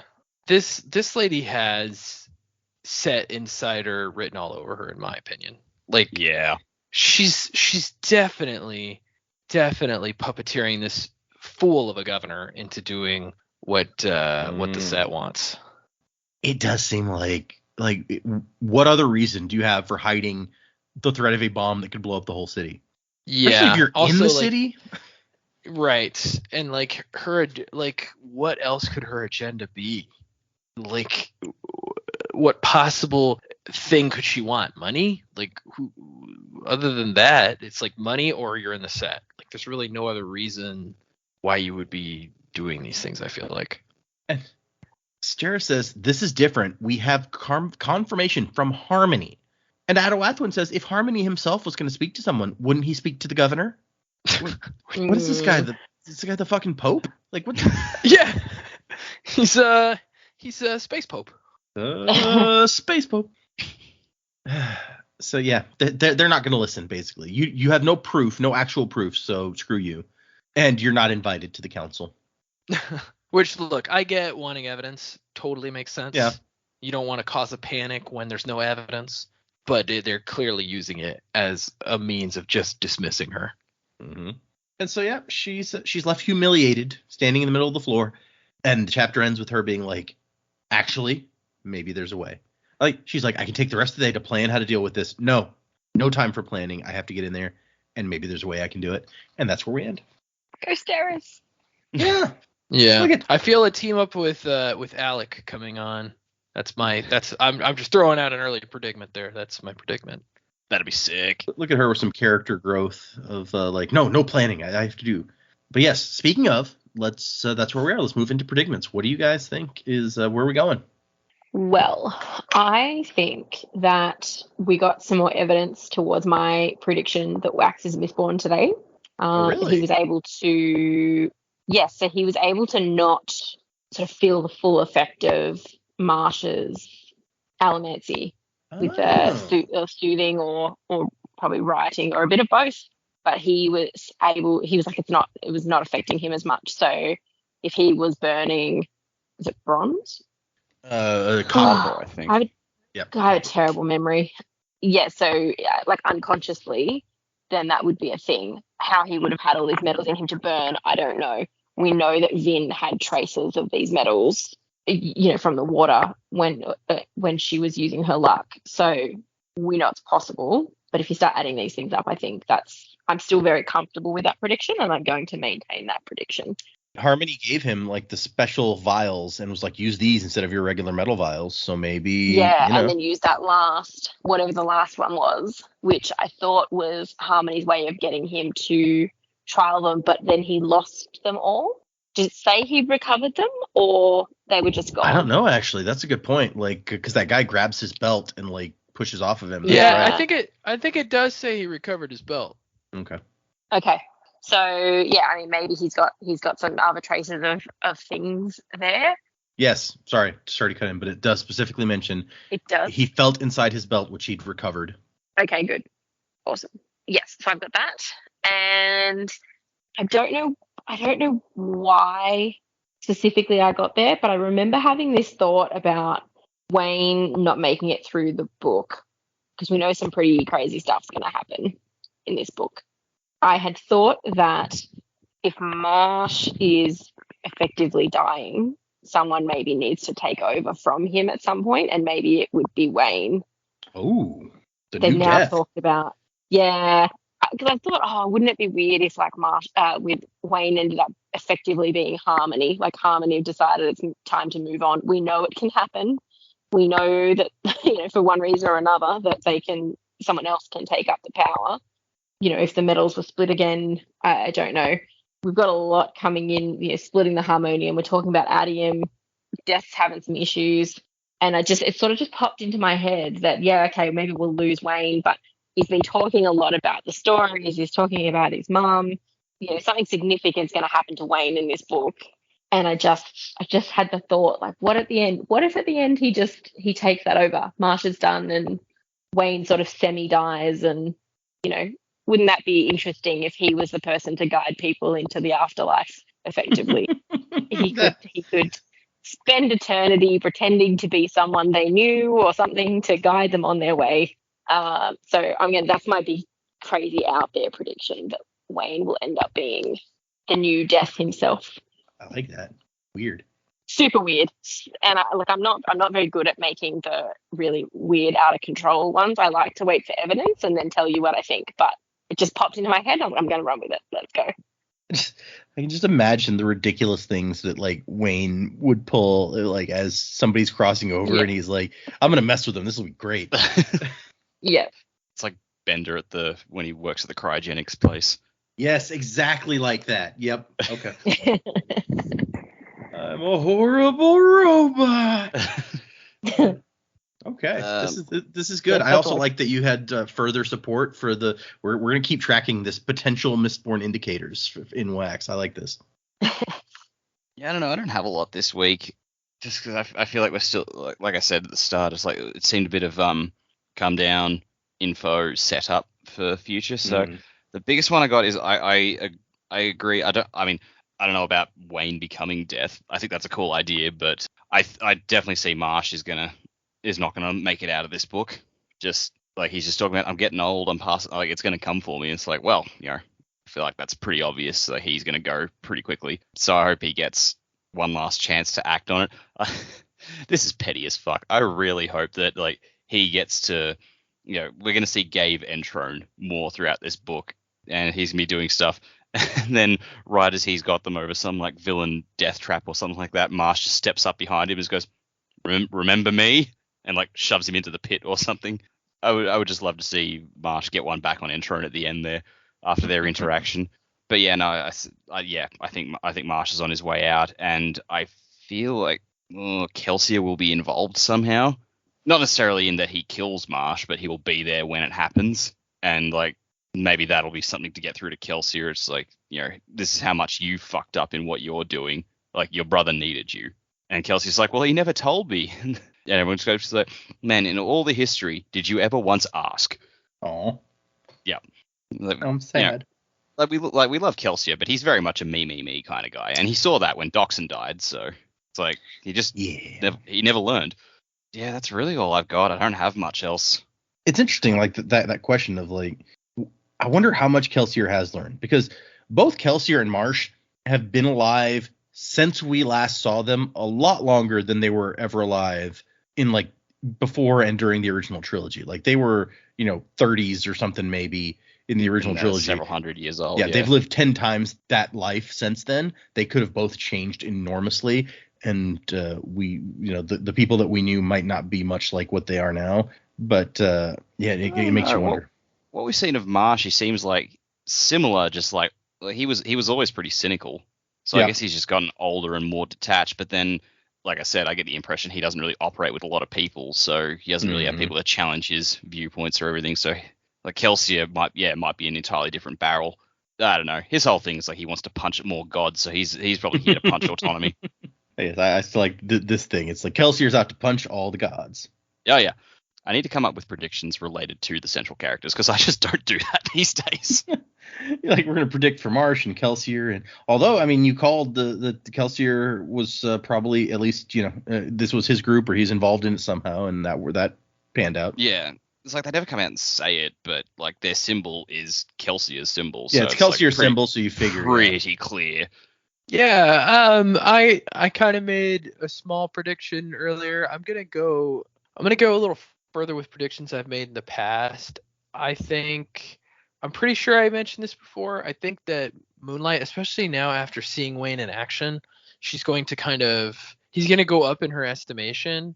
And so she's not only going to invite Marisi along, but I think there's going to be kind of a point where Wayne realizes like, okay, well, my work here is done. And so she's going to invite him along, and whether Marisi goes, I think Wayne's going to leave the planet and, or at least go off with Moonlight to do stuff, whatever that may be. I think that may be ultimately where we're heading with him. So not so much a death, or maybe he fakes his own death to do it, but yeah, you talked about that possibility before, him like faking his death. Yeah, because and today in the section that we read, there's a moment where he's thinking about his mom's story, and I'm like, that's kind of random for him to be thinking about that right now. Is it just because the word plateau was said? But yeah, I mean, that's got to play in, I feel like, a little bit somehow. So we've got that possibility still. I don't know if Marisi is going to take Moonlight up on the offer or not. Again, maybe it just depends on how much needs to get done. But I think I'm still going to hold to the theory that the off-world army is going to have to be taken care of by, like, Kelsier's group. And so maybe that's what will motivate Marisi and Wayne to kind of go off with these folks. I think I've said that before too, but I'm gonna stick with that. I think that's a good reason for them to kind of leave their friends, because it's like, well, we're gonna stop it on this end. You guys have got to go help stop this other thing. And so we've got that. I feel like Steris has to meet back up with everybody at some point, but maybe not. Maybe she's handling stuff in Ellendale and she's taking care of business within the city while they're taking care of business elsewhere. That's a good role for her to have as well. Yeah, I think a team up with Alec, like I said, is possible. She's going to be flying up there and being like, hey, let me in. So that'll be fun. And other than that, I don't know if Kelsier himself will show up. Maybe a proxy of some sort. But yeah, the more Jamie has said it, the more I'm kind of with her. This book's called Mistborn. Somebody's got to be Mistborn. Maybe Wax already is. That would explain some of the weirdness that's been going on, or maybe he's yet to be. But yeah, I feel like Jamie's 100% on track. Somebody's got to be a Mistborn, and the most likely candidate is our main character. Okay, I like this idea of Wayne and Marisi heading off together as like partners in visiting other worlds or something. But it's so if this other group is going to have to take care of the army, which presumably is coming from another planet, maybe they have them hiding around here somewhere, but so do like Wayne and Marisi go to another planet or to the cognitive realm or something like that to fight this army? Maybe they travel through a perpendicularity. I don't know. It seems logical. I mean, because I don't know, just from Moonlight's description and what we've learned, it sounds like these people aren't just Scadrial people. Like they're the protectors of Scadrial, but it sounds like they come from other planets. So the idea could be pretty easily like established that they're traveling between worlds for sure, especially because Moonlight has now said, I've met Autonomy face to face, and clearly Autonomy's never been to Scadrial, like in person. So that's a pretty big indicator to me that they're from another planet. At least some of them. Maybe some of them are also from Scadrial. Moonlight told us previously, he's like, oh yeah, you don't have that word here because you guys don't have a moon here. Right. Completely different world. But yeah, so I think it's definitely possible that they could be traveling to different worlds, especially if the army is on another world. It's like you gonna have to go and travel there for sure. What if they head somewhere else and get stuck there, and then like they're having to, it's like lost in space. Yeah. Okay, so let's go ahead and hit 4 next time while I'm thinking about it.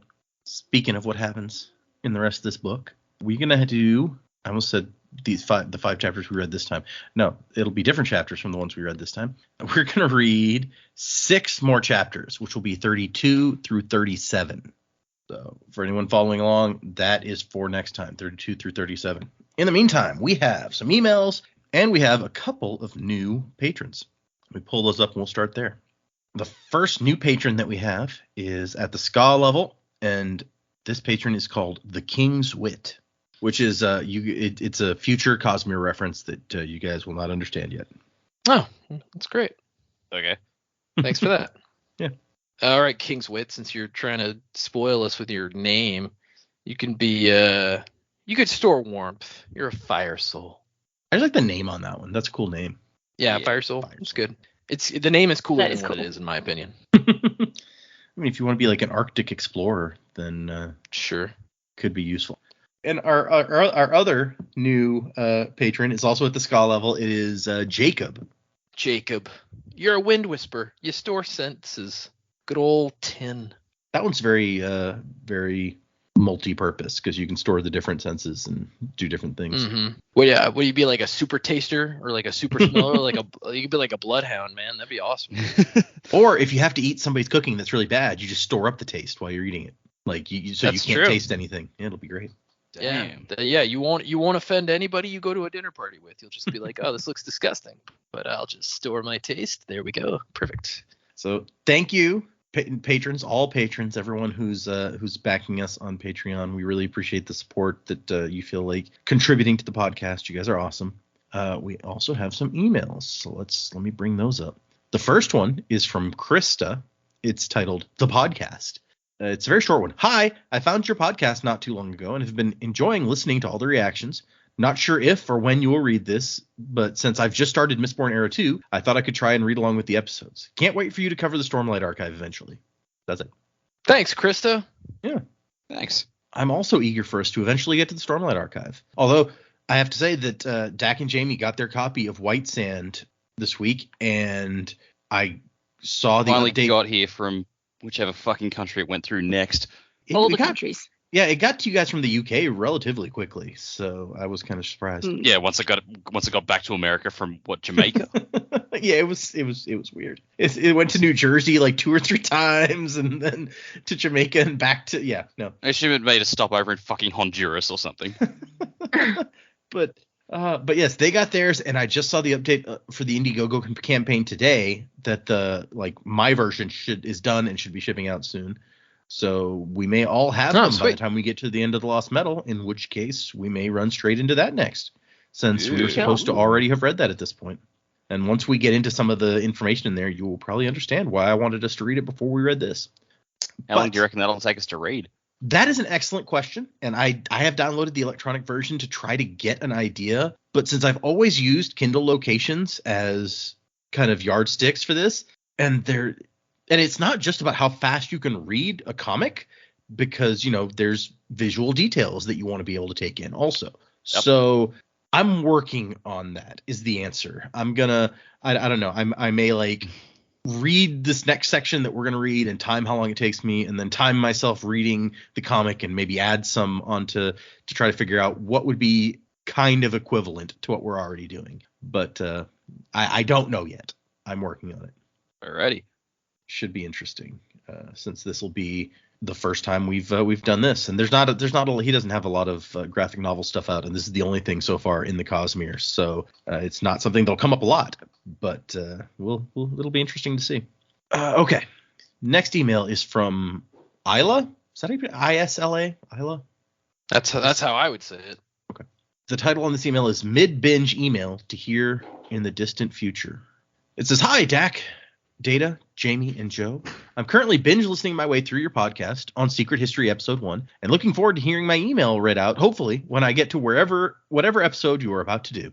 I have enjoyed all of your episodes so far, and especially seeing the insights that the trio have made.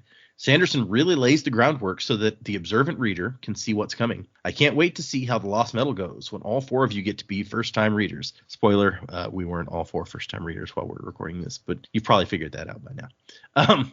My friends and I are in the middle of introducing another friend to Brandon Sanderson, so we're waiting for her to catch up so we can all enjoy the Lost Metal together. Hopefully, we will get there around the same time I get to those episodes on the podcast. Wasn't to the time of next, Isla. That's so awesome, man. I love hearing about people who are discovering us at this point and kind of got a library to go through. That makes me feel good about like the time that we've put in on this. It's nice to hear people that are still discovering our show. Yeah, I hope that you've made it this far. I mean, you made it through the whole first trilogy and into Secret History. So I think you're on the train at this point. Yeah. And as Barrett says, ain't no getting off of this train we on. Or my favorite wrong quote of that within the game itself, this train we on don't make no stops. Oh, yeah. I like that one. Yeah.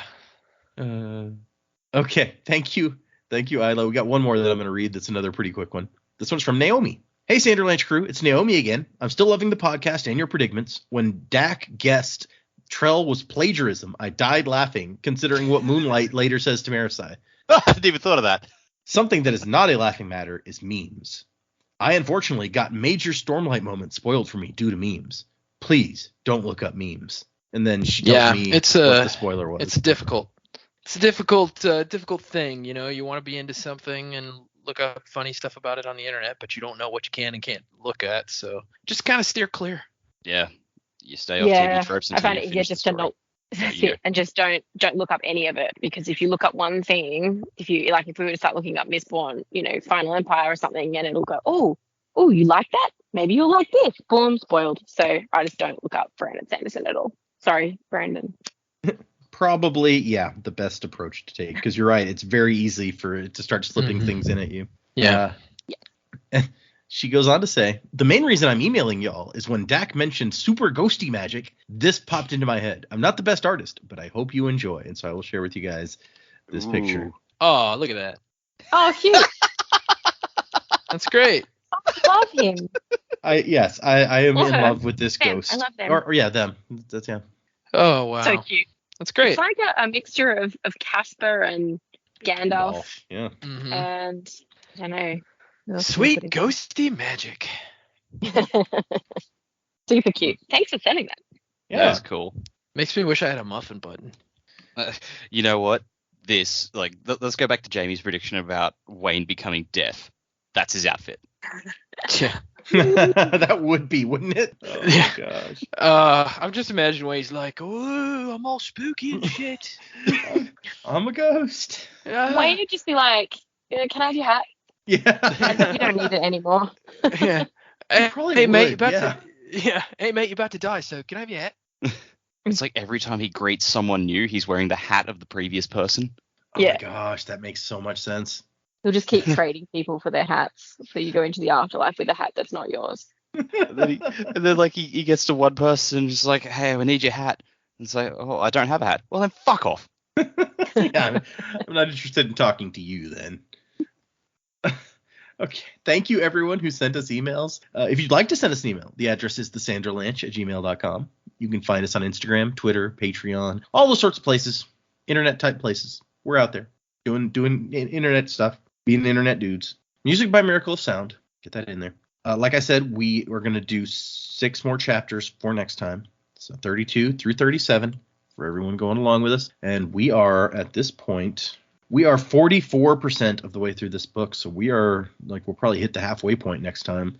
I hope everyone is enjoying this newest Sanderson book. I guess technically no longer the newest since Secret Project 1 came out January 1st. Yeah, so I can't even say that anymore. Oh, have you figured out where that's going to go in the order?